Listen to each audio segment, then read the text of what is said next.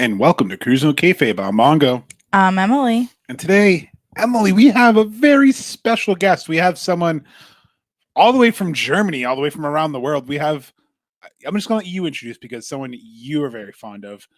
Yeah, she's an international champion, Ava Everett. That's right. As we teased in previous episodes, we have many interviews coming up. This was one that we really enjoyed. We got to talk to her about experiences in Germany, some of her food choices, including German food, whether she puts ketchup on scrambled eggs. We also got to talk to her about her gear. I really enjoyed that part because her cosplays are really, truly out of this world. And just wait until you hear more about it. No, yeah. So definitely, without further ado, please let this video here show you why this is the Y2 cutie, Ava Everett. Ava Everett.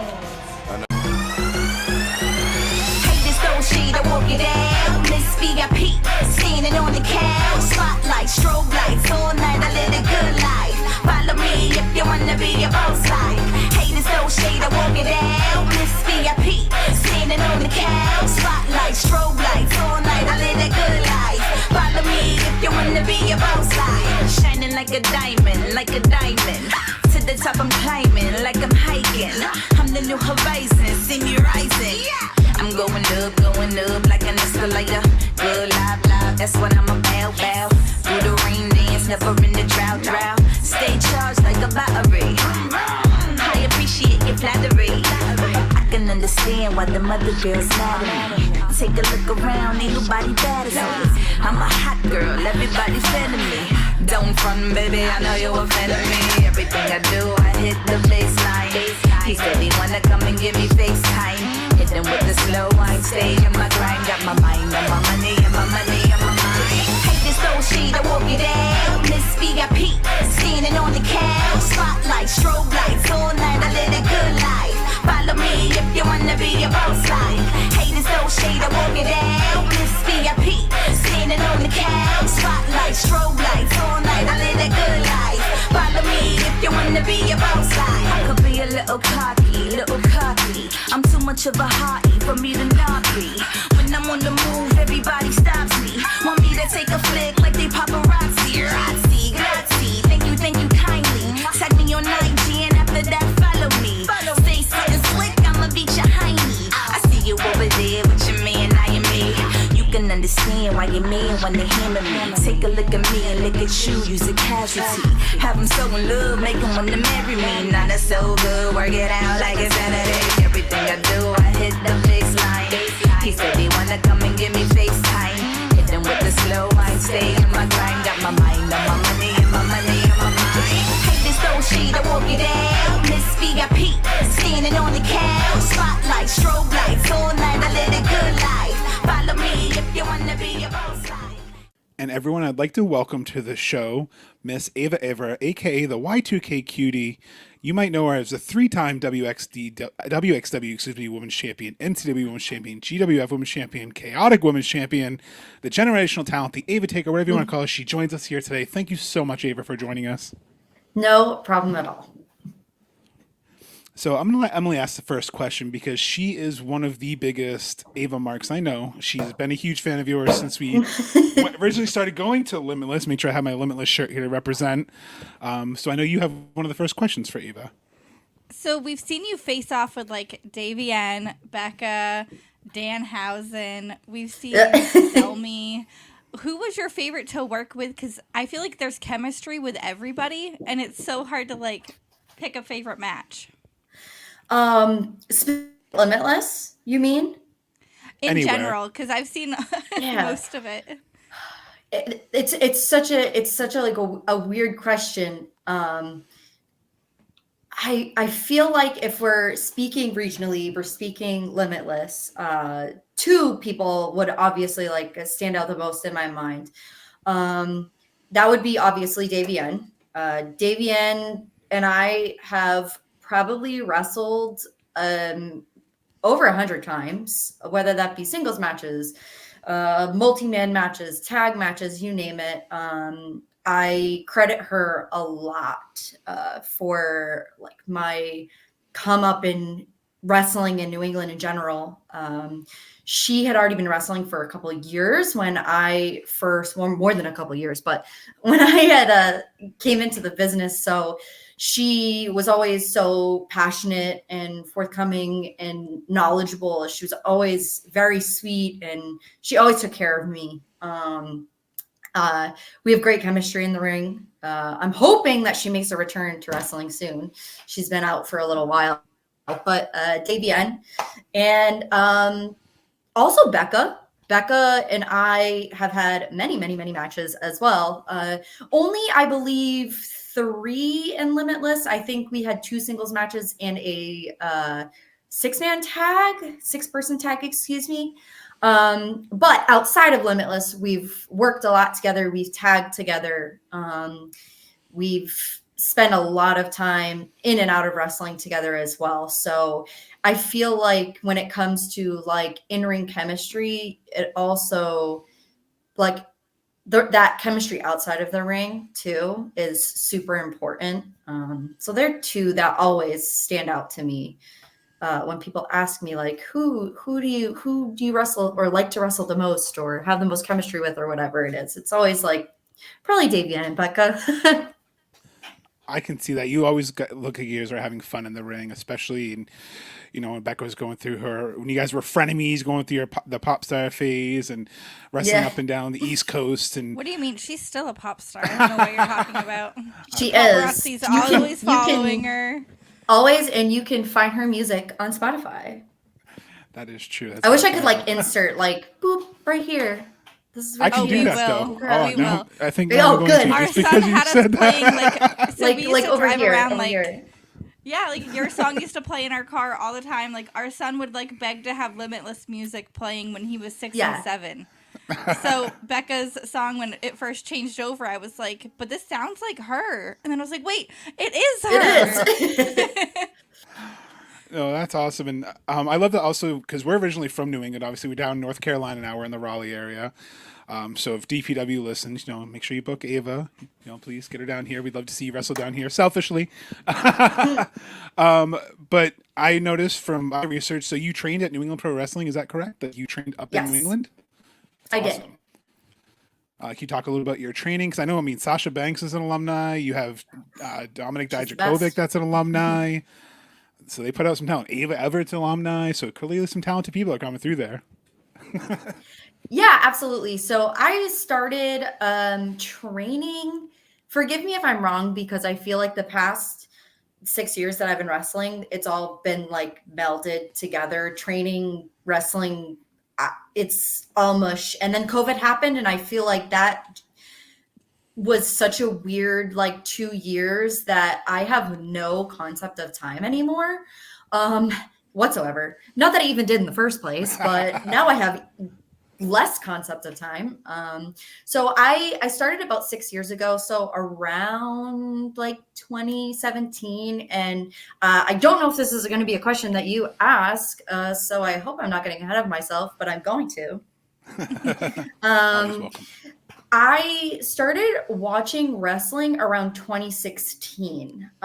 So when I was a kid, my uncle lived with us for a short period of time. I was probably anywhere from 5 to 7 years old.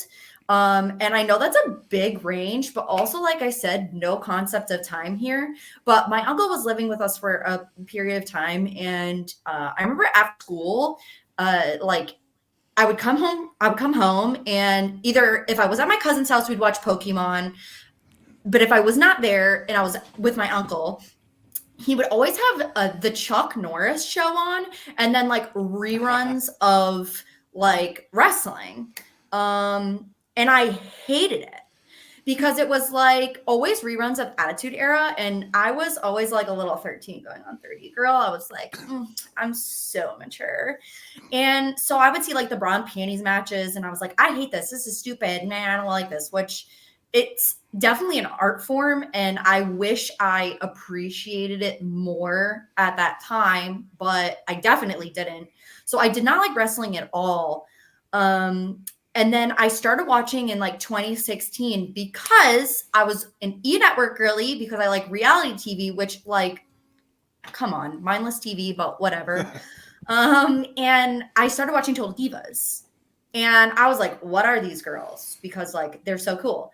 And then I started watching wrestling. And obviously, like during that period of time, it was like Divas Evolution and like Sasha and Becky and Charlotte. I specifically remember watching their triple threat at WrestleMania. And I was like, this is really cool. That was like the nail in the coffin for me because I was obsessed and still am. I can't even say was. I'm obsessed with Nikki Bella and the Bella Twins. Like Nikki Bella is 100% the reason that I am a wrestler. It's actually a joke at Nepwa for a very short period of time. There's 3 of us, Armani, Paris Van Dale and myself. We were like, we're in the Nikki Bella fan club because I'm obsessed with her. And to wrap this all up, because I've been talking for quite some time now, I was like, I'm obsessed with Nikki Bella. I see this amazing triple threat between Sasha, Becky, and Charlotte, and I'm like, I love this. Like, this is so cool. It was like a mix. I was a theater kid, so it was like a mix between like acting and sport. And I just thought it like encompassed like everything I had ever dreamed of doing in my entire life. So I ended up finding myself in North Andover, Massachusetts at the New England Pro Wrestling Academy. And that was that. And 6 years later, here we are. I like started going around 2017 and I just never left. That's awesome. That's one of her favorite shows. She got me to watch it with her, so I'm totally versed It's in amazing. the universe as well. It's Absolutely amazing. love it. I'll take Highly heat for it all recommend. the time because I'll watch it. And at first it was, I feel like it's like, this is going to sound so cliche, like every guy ever. She's like, you got to watch this. Nah, I'm not going to watch that. 2 weeks later, wow, I can't believe Natty just did that. Yeah. Yes. And like finding out that it was scripted, my heart was broken. I was like, no, this can't be true. They did this for It wasn't. storylines. Like, no, It wasn't scripted. Like, they totally got into fights at the bars and like hanging out at restaurants. Like, Dean Ambrose totally ran down the street at somebody. I loved like that whole. That was when I actually started watching as an adult. So my son was born in 2014, and I was just watching wrestling all the time because I was home with him. And I don't know, like Total Divas was on reruns. See, Loved it did its thing. It broke that, like you said perfectly, it broke that bra and panty shtick. Because, 13-year-old boys, like, yeah, but then even looking back with rose-colored glasses, you're like, man, you had some talent in that was just in the wrong era for their showcase. Like, we've talked to Jazz before on the cruise. She was definitely in the wrong era. You had Lita, who's in the wrong era. And then, like you say, there is an art form, but I can see how that would turn off, a female fan when, oh, this is what your aspiration is. You're going to be doing these kind of matches that maybe isn't your thing when you want to go be a badass. And I love that you said you're a theater kid because I always tell when my friends or my coworkers like, oh, you like wrestling? I'm like, but it's like live action theater. You're telling me you went and saw The Cursed Child in New York. I went and saw WrestleMania in New York. It's the same thing. We both saw an amazing play. Mine just has more violence and people in underwear. Yeah. No, that's awesome. And then I think that leads into our next. I love that you've kind of had an evolution of your character based on, not wanting to be that, not wanting to be the sex symbol, not wanting to be the stereotypical diva. You're your Ava. And I like that you've gone from the Ava taker to art to now the Y2K cutie. So can you kind of talk about your evolution as a character and your evolution as Ava and how you've grown? It's funny that you say that because I originally was a Platinum Honey. And I think a lot of people forget that, which was an incredibly sexualized gimmick. Which is kind of like funny that I always bring up like, oh, I didn't like it because of this. But then I essentially like started like doing that. And I think it was what I liked about the Platinum Honeys was we were able to feel confident in our skin and the way that we represented ourselves was very freeing and very like, I'm going to feel comfortable whether or not whatever I'm doing with this gimmick. Like, I'm going to feel comfortable being who I am. And I think that led me to all of the evolutions of my character. So pre-COVID, it was like kind of platinum honeys, and then like turning into like me being a singles competitor because I was always in a tag team, I was always in a group. And then right when I sort of started coming like into my own as like whatever Ava Everett was, like 2019, 2020, when COVID happened, it actually was kind of like a blessing in disguise for me because I was in a weird way. I was picking up so much steam, and I wasn't entirely happy with like who I was as a character because I really wasn't sure what I was, to be completely honest. And that was like in my personal life and my life as a whole, right? So I was super confused, but I was wrestling from like Wednesday to Sunday. So I had a super packed schedule. We were so much traveling. I was tired. I was exhausting. I had like some really weird like aches and pains and bumps and bruises and weird nagging injuries. And I was starting to get to the point where I was really considering taking time off. But I feel like when you have such a packed schedule, you don't really know how to do that because you also like get the sense of when you're a performer in general, especially in wrestling, it's like that FOMO of like, okay, even if I take one weekend off, what am I missing out on? And like, not to be completely dramatic, but I had this like vivid memory. It was a Limitless show right before COVID. So like right before it had to have been like the last Limitless show right before the world shut down during COVID. I had really hurt my hip in a match. And I remember I drove from Canada to somewhere and then to Limitless. And I was like hurting so badly. And I remember sitting in the locker room, basically like at the end of this show, like in tears, like sitting in my head, like I'm hurting, I'm tired. Like I don't know how to keep doing this.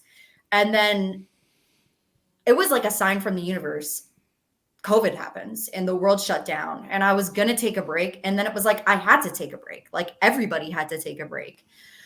And then once COVID happened, I started thinking like, well, you're hurt, you're injured, you don't know who you are as a person in or outside of wrestling. You're not confident in your skin. You're not confident in who you are or what you like and you don't like. Like I never had a time to think to myself. So it gave me this like opportunity to start thinking like what I truly wanted out of wrestling. So that's when I morphed and I started doing the creator. And that was like a super artistic gimmick because I was always a theater kid and I love art and I love creativity. And I was like, okay, maybe I want to go this route. And then it just slowly started evolving, like taking things out of like what I liked. And it was like social media influencer, but like Y2K, TikTok. Okay. And then it became the Y2 cutie. No, I love the evolution of the character, and I Yeah. love that because it's like anything else. If you do the same thing over and over and over, people are going to get bored with it, and that's with any medium. And I like that you recognize that because I didn't really understand that as a fan until probably a few years ago when I saw wrestlers pretty much before the pandemic go in as one character, come out as another Yeah. because of the lack of crowd work. And I guess that's kind of a question I've always had for wrestlers because I know you did do a lot of Limitless Dojo. What was it like without the crowds, going from, having that energy when you're kind of tired and kind of gives you that boost to then maybe just a few talent around the ring or some trainers or coaches around the ring? So to me, it's almost harder in a way to do those closed tapings. And I feel like it's so weird to say, but when you wrestle in front of like 500 people, it seems like there's less people there because there's less like when you're wrestling at a dojo taping or you're wrestling in front of like other wrestlers, it's like you can feel every set of eyes on you. because they're right there. They're so close. They train like you do. They know what you're doing.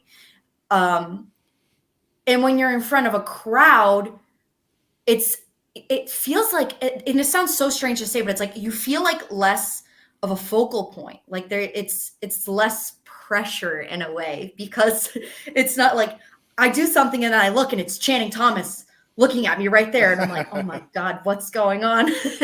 um, Current Limitless. No, he's not. Is he the champion? I don't know. I only think of myself, so that's why I've talked so much answering these questions. But yeah, I think he is. Yeah, he definitely is. I was gonna say, yeah, I don't know. didn't he trick Rip Bison into wrestling for a match and taking it from him? From what I remember. Well, I knew that happened. Yeah, I don't know. Listen, And then I know he beat. I've been traveling I was gonna say internationally. you have been. So I'm like busy. Well, Anyways, Anyways, but he was at all the tapings too. So that's why I just used him as an example. But it's so weird when it's so few people and it's like if you can feel every set of eyes, because there's 5 people opposed to 500, where it's like, okay, well, there's a lot of people I can interact with. It's not just this person and this person right here. Like, I don't know. It's weird. I think those tapings were so hard, but it forced a lot of us to like come out of our shells too. Absolutely. I actually used to like watch the dojo on TikTok when it would pop up, and I wish it would pop up more, because I don't know if like they've changed things around or not, but it's really cool just to see you guys in your own element and like practicing things that might not even go over in a match. I find it really cool because we've seen you go from like the canvas death match to triple, like, or 6-person matches. So we've seen both sides of it. And I remember like your canvas death match, I believe that was what it was called, with Love Doug. Yes. Mm-hmm. But that was around the same time that women's wrestling was becoming more hardcore and they were showing more blood on television. And I thought it was really awesome that you were able to step into that spotlight as well. Thanks. That's actually, yeah, that was probably one of my favorite matches besides the door spot. I still cringe when I saw that door. I know there's like a shortage of tables worldwide or something. I don't know, but I just always feel like, can we at least get the doors from like the trailer parks that are like hollow when they, it'll still make a cool sound, but I don't have to feel bad and hear that thud and I go, oh, I'm supposed to clap, but I feel bad. Yeah. So have you had any like favorite types of match types like that? Like I know ours will always be that canvas, just because you coming out with the all white and the pompous attitude against this over the top Cupid character, Love Doug, that everyone's love. I'm gonna put a spoiler out there. We were cheering for you the whole time. We're not Love Doug fans. We're Ava Everett fans. And then seeing you come out with Ricky Smokes and everyone else, and just that whole presentation, it made me just want you to go in there and kick his ass more. Because I was like, yeah, but she's a beast. She's going in there against this guy, and she's going in there like, I'm not taking your shit. Yeah. I also think top tier gear for me for that match. I literally got Doug Love like airbrushed onto it. So like there are close-ups on my Instagram of that gear. Literally, it's the artist that made it insane. Like it's literally like pictures, like someone like took a picture and it's of Doug's face. It's insane. But yeah, those matches are really cool. They're really unique. I feel like I've done a handful of like hardcore, like not so much, I don't know, not so much death matches, but I've done some really cool like hardcore matches. I actually recently, one of my most recent matches in Germany, at Broken Rules was a first ever last woman standing match with Masha Slamovich. And that match was really special for me as well. And that actually felt like a full circle, in a way, limitless wrestling moment for me, because I had actually wrestled Masha twice before at Limitless. Well, the first time it was Let's Wrestle. The second time was Let's Wrestle is like their sister promotion. But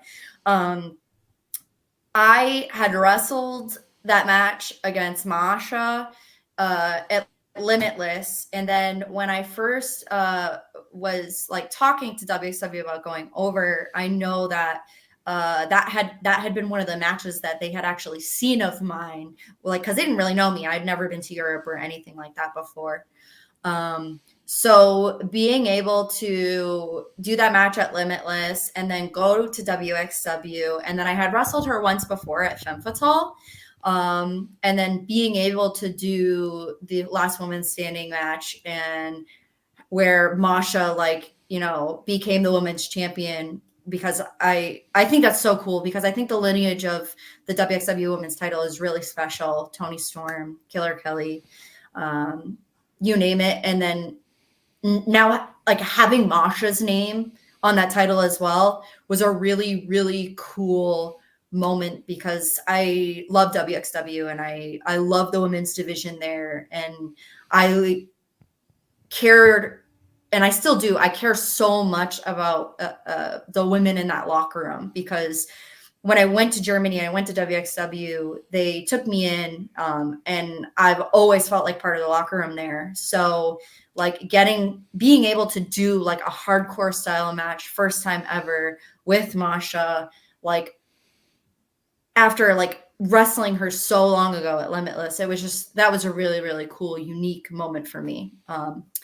it got to show people that women are badass, and we get to do some really cool, hard-hitting stuff. So long-winded answer, but that's my answer to the hardcore women's match question. No, but that's a perfect segue and great answer, because I really enjoyed, because since we moved down here, you know, we haven't had the same type of talent rotation that we were used to. So we're learning a lot of the people who are from the Carolinas and Tennessee. You know, they've sent some talent who've wrestled up north that we've recognized, but so we started, you know, kind of doing some YouTube research on you, because you obviously, you know, keep tooting your horn. I'm going to, because I want to.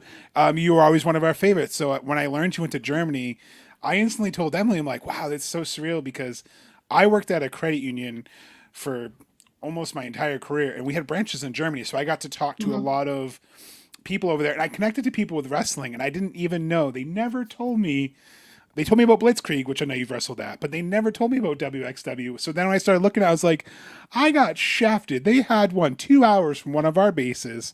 I could have somehow gotten a work trip over there and gone to wrestling, but no.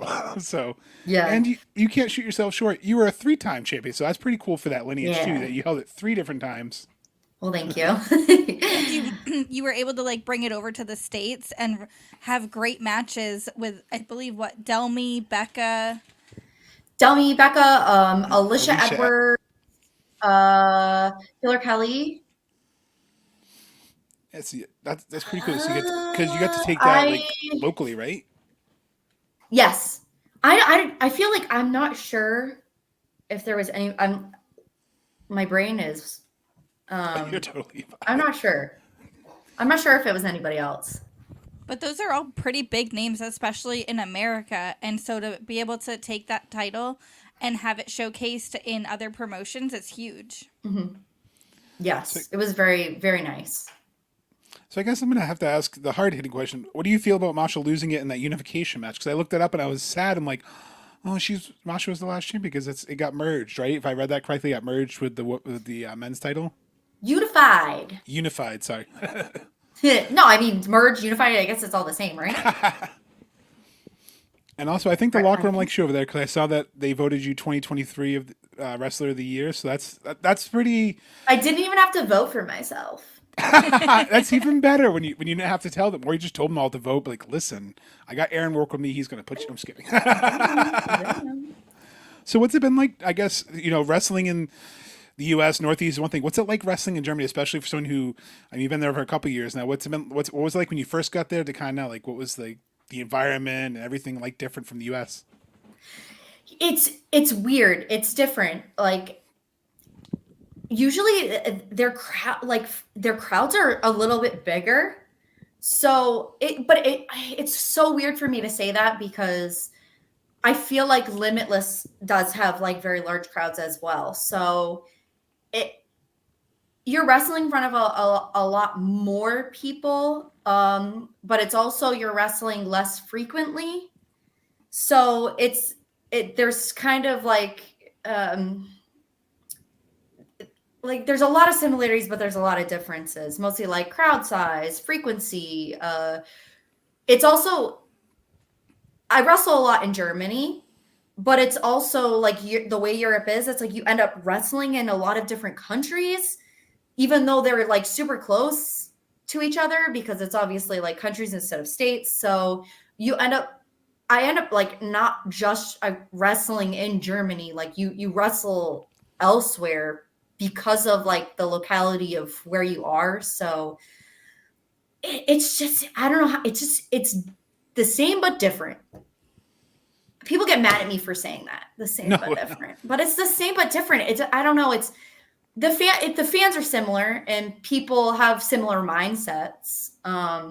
It's just like little things are different, like frequency and amount of fans and location of like venues. That's what I'm curious to, especially with how how like the architecture of Germany, how old world it is, and how if you go to Germany, as you know, parts of it are very. After the wall was taken down, they're like, nope, this is the aesthetic. We're keeping that. And then you go to the other side of Germany, and you're like, it's Futurama. Yeah. It's 2029. Like they have flying this. Excuse me. And then, like you said, you take a train ride to go to a few countries over, and now you're wrestling country that's completely different. I just figured it'd be a big culture shock. So I know, did you experience any like culture shocks over there? Like any, I know like for me, the one time I went over there, eating at a restaurant was such a new experience because they sat me with strangers and I was not used to that. I mean, of course, yes and no, because America and Europe are I think that they're very different. Certain countries are more Americanized than others. But I feel as though I adapted very well. And for the most part, people are very welcoming. So I didn't have too much difficulty going over and living there and like experiencing like life. It was pretty similar. What about like the food? What's your favorite like German style food so far? It's not good. It's not that it's not good. I just like they do a lot of like potatoes and sausages and that stuff's like fine. But I mean, and it's different too because it's regional and but my dad was actually in the military growing up. He lived in Germany for a short period of time. So like he liked all of those sorts of things. So like I grew up eating that kind of stuff. So it wasn't like weird for me to have it. I guess I'm trying to think like, I don't even know if I have a favorite. People like schnitzel. It's okay. I'm the same as it's all right. Yeah, I'm like it's. I mean, I guess like some sort maybe currywurst. I don't know. I like the curry ketchup. That's good. Love the curry ketchup. Actually, I'm a ketchup fan. So You can put it on anything, really. yes, they eat it on French fries. They eat it on sausage. You name it. All right, I'm gonna be weird myself here. Do you do it on scrambled eggs? Because I always get weird looks when I put ketchup on scrambled eggs. It is an occasional thing for me. It's not that I do not have ketchup on my eggs. It just depends on, did I take it out of the fridge? I'm more of a ketchup on like a breakfast sandwich kind of person because of my lovely partner, LSG. He's a Jersey guy. So he's always putting ketchup on his breakfast sandwich. He's converted me. That's a smart man. I don't know if he heard that. I hope he heard that. I hope he heard my shout out. He's in the other room. Well, tell SG I appreciate he has got good taste for more than one way, especially with the ketchup on the breakfast sandwich. That's chef's kiss right there. You eat it on anything too. Well, not anything. I'm not gonna put it on. Ketchup's beans. great. I'm like a ranch. I'm more ranch, but I don't judge ketchup. I like ranch. I don't know. I just feel like people went crazy with ranch for a while. And I'm just like, ketchup's it's the OG. It's the old reliable. You know, it's the comfort foods. So, are you back in the States now more? Like, 'cause I know you guys are taking bookings, obviously. out of the Jersey area. Are you guys taking bookings more like regionally now? Are you going plan to go back to Germany? Are you kind of just kind of focus 2024 here in the States, or? It's always like a toss up for me. I never have definitive plans of anything. And that sounds so strange. But I also work, well, I'm actually, I work remotely. Now I have a hybrid position. Um, but I always worked remote. So for me, it was like, it didn't matter where I was because I worked on my computer. So as long as I was getting my work done, it doesn't matter. It's kind of like that now, but I never have definitive plans because I work remotely, so or hybrid now. I'm just kind of always doing whatever and going wherever. I like to be spontaneous. I really like to do like last minute things and go places. I feel like that the very first trip I went to Germany, I was like, I'm doing this, and I went for 2.5 months, and I just like left. I just went.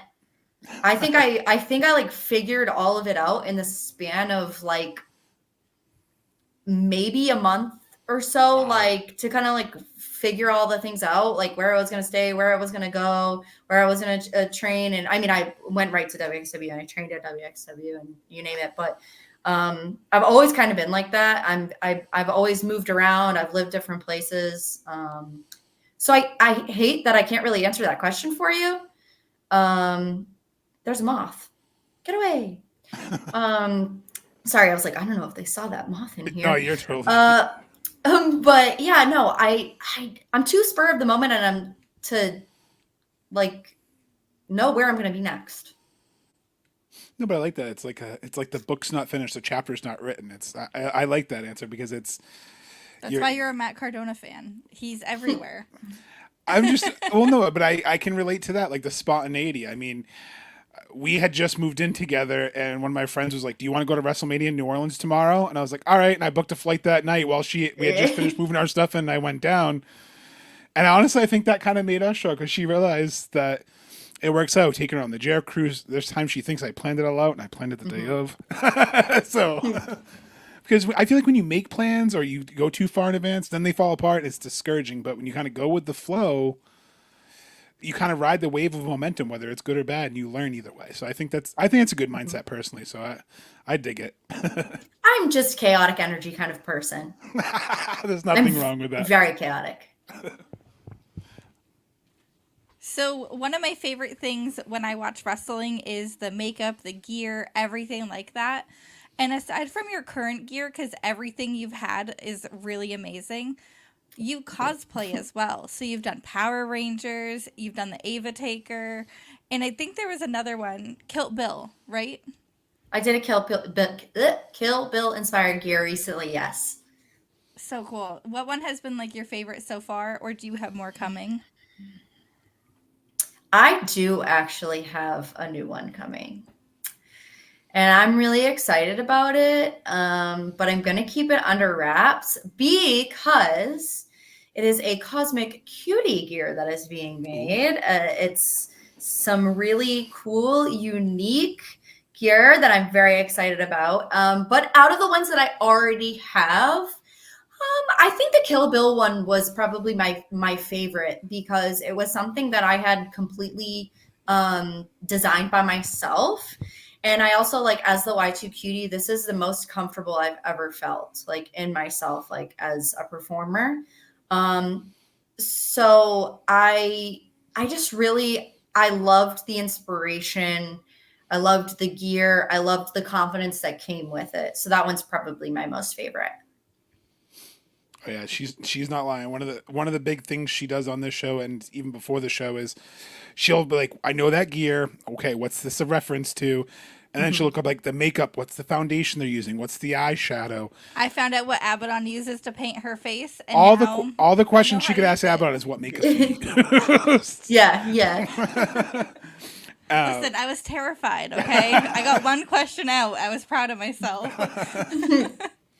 So it's funny. I guess I got to show off a little bit. So you said you were a Power Rangers fan, so I definitely got to show off my little ink there. So who was your favorite Ranger? I guess I got to ask, who was your favorite Power Ranger growing up? I feel bad I put her on the spot. No, you're fine. Don't apologize. Blue, because, and this is my most simple answer, my mom's favorite color was blue. Like growing up, she may have changed it by now, but I feel like the last time I asked her, I was like, "Hey, mom, what's your favorite color?" I think it's always been blue. So when I was growing up, everything blue was my favorite, and I was like, my favorite color is blue because I was like, I mean, my mom's my best friend, so I always, anything that my mom did, I was like, I'm gonna do that as well. So simplest form was blue because I liked everything blue because it was my mom's favorite color. I like it. I like it. And then also, I don't know how true it is because it's Reddit, but you're a big All That fan as well. Is that true? I mean, yeah, I definitely watched it as a kid. I was more of, I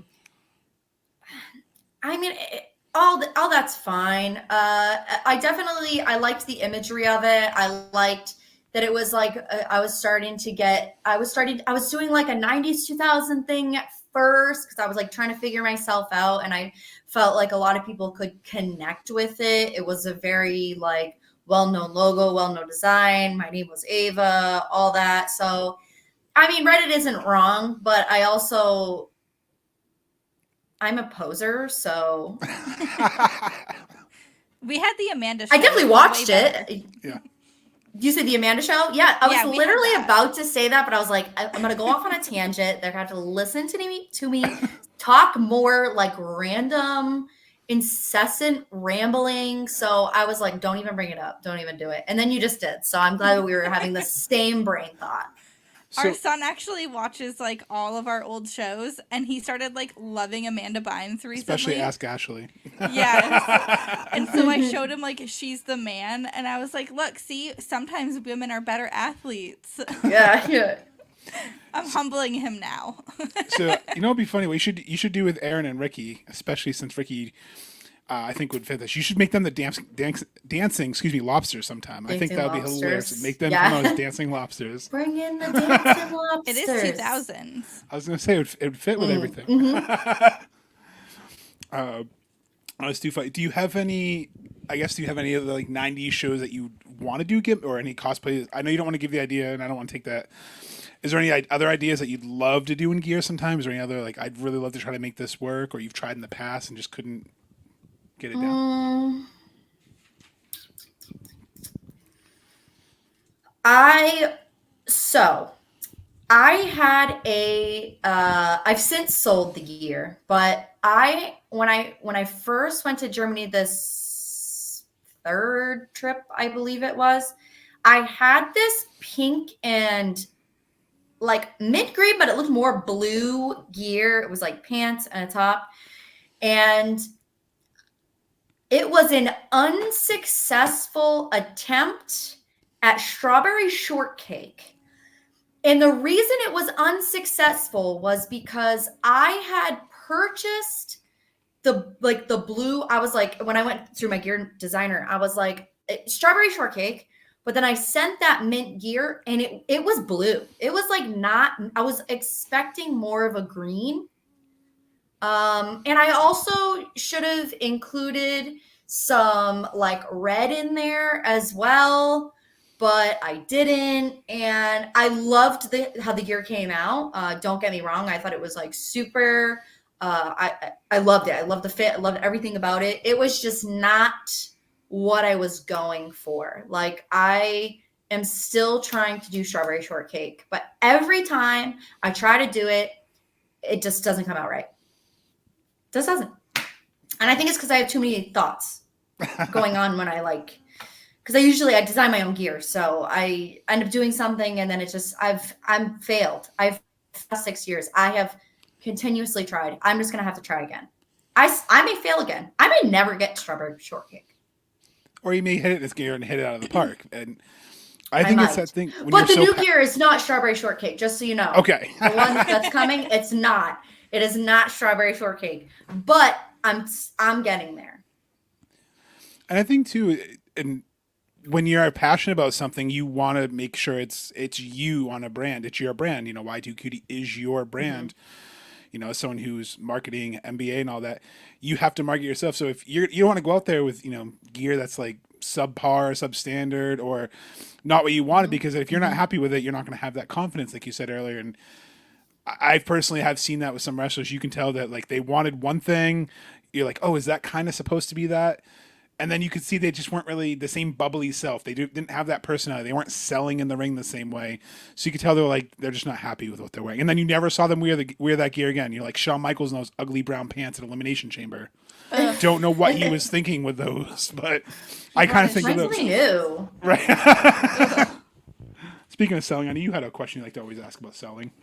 So I feel like, okay, Dolph Ziggler sells pretty great, right? But like Ava Everett, you're next level selling. Because I get hurt. Swear. Every time. I'm not even lying. No. I was Complete wondering, hurt. no, just because like you are so tiny. It's like when we saw Danger Kid one time after a match with Violence is Forever. And I was like, they threw you around so bad. I hope you're okay. And we had our son with us, so of course he played it up a little more. But I was like, no, like I'm really concerned about that. I saw the handprint on his back. I don't think it was all playing around. Oh. So what are your thoughts on this? What are your thoughts on Danger Kid and Agro going separate ways after all this time? Because I know you've wrestled Danger Kid a lot. You've worked with it. I love it. You know, sometimes I just feel like, I just feel like people grow and evolve, and I think that this is like, we keep talking, I feel like we've come full circle, right? Like we keep talking about evolution, and I think that for them, they obviously felt like it was the time to evolve. Maybe it was violently, but they're evolving. Absolutely. I guess kind of a couple other questions. Do you have any opponents that you have your sights on that you haven't wrestled, like your dream opponents, like that Ava wants to get in the ring with either this year or down the road? Like, I really want to, you know, lock horns with this person. I really want to step in the ring with them. Absolutely. I mean, there are so many really wonderful talents that I would just like be enthralled to get to wrestle. Whether or not I've already worked them in the past or haven't. I have been dying to wrestle Lady Luck. I think that she is absolutely fantastic in the ring. We've never had a singles match. We actually only ever once had a triple threat, I believe. Same with Shazza McKenzie. I have not had the opportunity to work with her either in a singles capacity. The Queen Steph Delander, she is absolutely fantastic. My number one, I want Julia. I want it so bad. Don't we all? She's amazing. Stardom's Julia. Obsessed with her. Yeah, I mean, the list goes on. For me, honestly, there's just so many people that I've already worked with or want to work with, like going forward. It's just, I feel like there's like been this resurgence in wrestling and women's wrestling and intergender wrestling, whatever you like. And there's just so much talent right now. Those are just, you know, a few people that I've just pulled out of a hat, right? But there's like a never-ending list, and I think there's a never-ending list for all of us. I think that's good. You know, you always have your sights on, you know, like you said, being spontaneous, going to a match, seeing who your booking is, and then knowing who you're going to work. Like, I'd love to see you wrestle, Julia. I'd love to see you wrestle in Stardom. So, do you have plans on going to Japan? Like aspirations to Richmond? Because you kill it over there. I'd do it, anything. Maybe one day, hopefully. I know. I think you'd kill it in Stardom. I think the style over there, like just how you present yourself and how they present in more of a serious versus just, oh, look at me. But I don't know. I think there's you an over open there spot for someone with a big character after Mariah May left. They need a big persona coming in. And also someone who can hit hard. And we know you can hit pretty hard, so. Chops. Thanks. I was going to say, you know, I remember when you slapped Danhausen across the face, had the shock look. I mean, he had to use teeth to beat you. True. That might be the weirdest weapon. I've ever seen. I agree. I think that is the weirdest I one. think it's strange. I think it's strange. We saw them like sweeping it up during intermission. It was a whole. I think people come up to me to say at Limitless shows being like, I have Danhausen's teeth. And I'm like, okay. Take whatever you want to take. Speaking of that, when people do you have any advice, like for, I guess, any people who want to break into the business, or I guess any advice when they approach you? Because I know I was a little intimidated to approach you the first time we met you at Limitless. Just because you work it well, you put off that persona, especially the facial expressions. I think that's what you're talking about selling. I love when you will do that little mean look, like I'm good. Like when you said 13 going to 30, I instantly thought of that scene with Jennifer Garner's like, and I'm like, that's Ava. I get it. Yeah.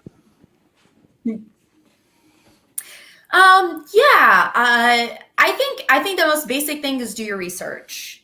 You want to be a wrestler? Look for a school in your area that has a good reputation, that is inclusive, that has like anywhere that's super good basics.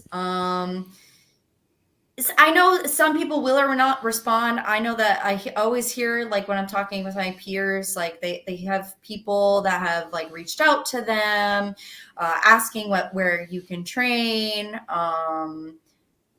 Yeah, just do your research, because I feel like you don't want to go in unprepared, because I think that's a really easy way for people to like be in a way misled, and then it might kind of like ruin your love for whatever reason you decided you want to be a wrestler in the first place. Because I think that the wrestling environment, like the wrestling business and the wrestling environment, it's such a cool, unique place, and there's something for everybody in it. And the best way to kind of like get into that is finding a place that is super accepting and kind of has like a touch of everything, for everyone. No, that's well said, because I know like our kiddo wants to be a wrestler, so we always kind of ask that, whether in person or through here, just because I like to hear all the different answers, so he has a realistic expectation. Because I know when I was a kid, I definitely did not have a realistic expectation of what goes on behind the curtain, so to speak. But like you said, with like Total Bellas earlier, the reality shows, wrestlers on Netflix, even going to indie shows, make sure you support your indies guys. You can see what people go through in the ring, out of the ring. I mean, when you see wrestlers that are, older and they're walking to the ring and you can tell they're hurt, and it shows you right there that it's not ballet. It's not going to tickle. Then you see people like yourself, you're working, you're still hustling, you're still going out there promoting yourself. You have passion, you love it. And I think that's what carries across for you as well, is that you're passionate about the business, you're smart about the business, but you're hungry for the business. And I think when you stop getting hungry, I think personally, that's when anything in life, it just falters. But the more you stay passionate about something, the more you're going to succeed. Yeah. You have a question for it? I know you're... All right. Well, you brought back Total Divas, so now I have to ask: are you as excited as I am for Bianca and I feel bad, I don't even know his name, Montez? There we go, Montez. Their new show coming out. I am. I think it's really cool because I think Bianca Belair is just absolutely amazing, in and out of the ring. I think she's so unique, like making her own gear and like getting to see like the behind the scenes, whether or not it's scripted, who cares? It's still good TV. Yes. Yep. I think it's really cool.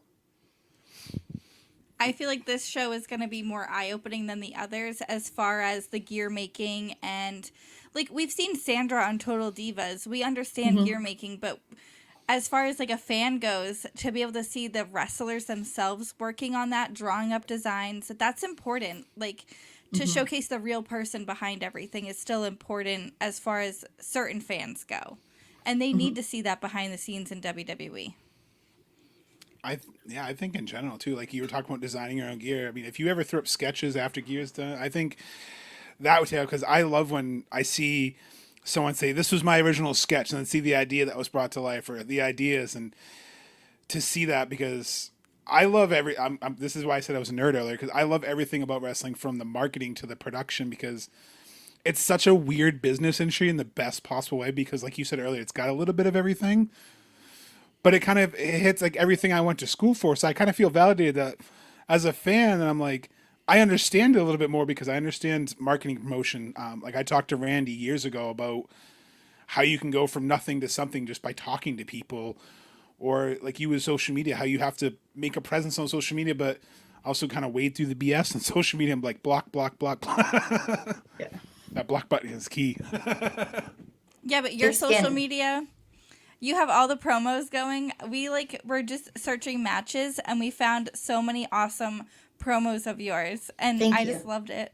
My all-time favorite probably is Ava Housen before you wrestled him. I think that was great. You nailed that makeup, and that promo was probably my absolute favorite.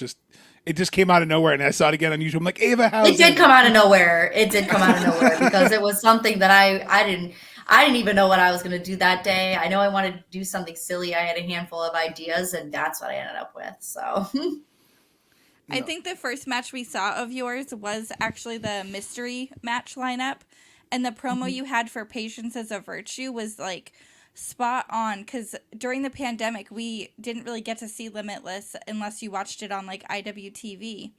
So being able to see your little like vignettes and like having everything lead up to it was so exciting and anticipating, and we didn't know who was coming, and it made it 10 times better. That's my favorite indie event I've ever been to too. that's awesome. So I guess to wrap up here, do you have any upcoming events that you'd like to promote for you and LSG together? Make sure this is your time. Obviously, I want to thank you again. Yeah, we have some really cool stuff coming up that's technically not announced yet, so I don't want to spill the beans. But we do have some cool stuff coming up. I think that for the most part, I mean, I always have Limitless. I am there, rain or shine, when I'm in America. So I have some Limitless stuff coming up. I have some cool Cosmic Cuties tag stuff coming up. But you're going to have to wait to see because it's all unannounced. So, but you can see it on my social media, I'm going to plug my social media. You can follow me on Instagram and the X, formerly known as Twitter. If you're still on there, I know a lot of people are like jumping ship, which I understand. At Ava Everett _.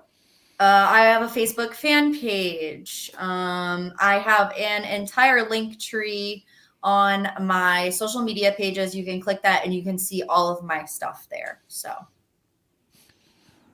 make sure you also follow her on TikTok as well. You have a great TikTok presence as well. Thanks. I don't post as much as I should on TikTok, but I do try. Perfect. Did you have anything?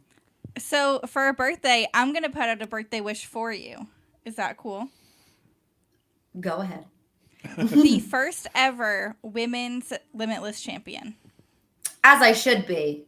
You should be. I agree. Randy, let's make it happen. We'll start a new lineage that starts with the original. I'm just going to do it. I'm going to show up in the main event of a Channing Thomas match and challenge him. He'll just hold up your belt. Do the old WrestleMania style, hold your belt up to his belt. Perfect. Well, thank you again, Ava, for coming on today. It was a pleasure to talk to you again. Happy birthday. Make sure you're following her on all of her socials, Ava Everett _ on X Gonna Give It To You, aka Twitter, as well as all of our other socials. Thank you again so much, and we will talk to everyone soon. Wow, that was an awesome interview with Ava. I'm so glad she took time on her birthday to sit down and talk with us, even though we probably mentioned it 100 times in the interview. I was pretty nervous doing this interview, but she met all my expectations. I don't know about you. I was more than happy with this interview. I think that she's even more awesome than I already had thought. Not only is her in-ring work incredible, her chops are so hard, but I just loved having just great conversation with her, and I definitely can't wait to talk again. Absolutely. And can I just say that her facial mannerisms were popping me this entire interview. Her going in and out, her sassiness and everything about it was probably, one of the coolest things we got to do since we started this podcast. I can't believe we got to talk to Ava Everett, and hearing the story about Love Doug's gear and then realizing that that's when you and Cam got a picture. is in that same gear and how much she loved that gear. Like, I feel like it's finally come full circle. So Yeah, one of my favorite things too is that if you watch this back, you can see all her facials, and her face does not lie. She has no poker face, and it is perfect. That's my favorite part about Ava is her promo work and everything that she puts in the ring, she also puts in everywhere else. Her gear, her personality, every single thing head to toe is star power, and I can't wait to see where 2024 takes her. And the fact that we found out she was a theater kid shows how we It makes are so all much connected. sense. It's all the different. And then seeing her, all that Ava Taker when she came out to the all that theme song, the Red Power Ranger gear to the Y2 Cutie with LSG now. Like I'm excited for her. A great interview. Make sure you're following Ava on all of her socials. We'll post the links here in the YouTube channel as well as the episode description. Please make sure you give her a follow after you follow us. Thank you guys so much for tuning in and watching this episode. It's a pleasure to talk to Ava. If you're not following her, then you're just lame. So I'm going to let you close us out. So until next time. Always keep the kayfabe.